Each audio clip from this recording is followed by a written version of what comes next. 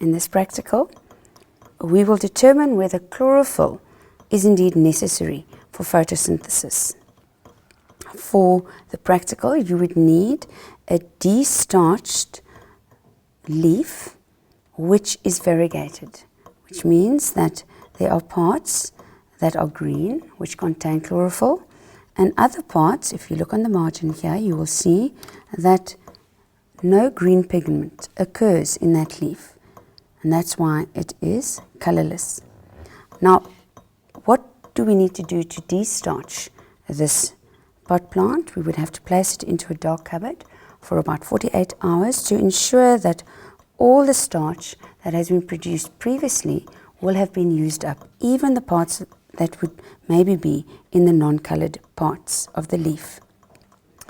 Once we have left this pot plant outside for a few hours, I will then pick one of the leaves and I will test for the presence of starch as shown previously in the first practical demonstration.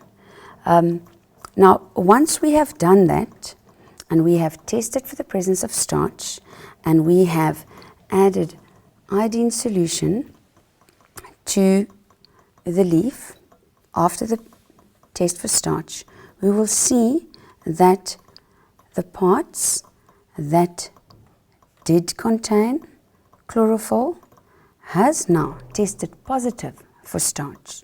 But on the margin, where we see that no chlorophyll was present, we will see that the iodine solution has stayed its brownish color. The middle of the leaf, if we compare it to this leaf, shows that the parts that contain chlorophyll have turned to a darker color. Now, I have placed the iodine solution onto this leaf, and the longer I leave it, it will actually turn even darker.